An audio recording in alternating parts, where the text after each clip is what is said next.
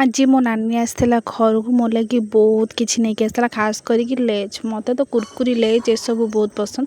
ସେ ଆଣୁ ଆଣୁ ମୁଁ ମୋର ଖୋଲିକି ଖାଇସାରିଲିଣି। ଏପଟରେ ମୋ ହାତରୁ ବି ଛଡ଼େଇକି ନେଉଛି, କହୁଛି ଦେବେ ମୁଁ ବି ଖାଇବି। ତାପରେ ଆମେ ବାହାରି ଯାଇଥିଲୁ ଟିକେ ମାର୍କେଟ। ସେ ମାଛ ଖାଇବା ବୋଲି କହିଲା ତ ଗଲୁ ଫାଷ୍ଟ ମାଛ ଆଣିଲୁ। ମୁଁ ତ ଆଇଁଷ ଖାଇବିନି ତ ମୁଁ ଗଲୁ ଛତୁ ନେଇକି ଆସିଲୁ। ତାପରେ ଗଲୁ 99 ବଜାର ଟିକେ ବୁଲିବା ପାଇଁ। ସିଏ ତାର ଜଗା ଫଟୋ ଦେଖିକି ତାକୁ ବହୁତ ଖୁସି ଲାଗୁଛି, କହୁଛି ବନି ଏଇଟା ନେବା। ମୁଁ କହିଲି ହଉ ନେବା ଆଉ।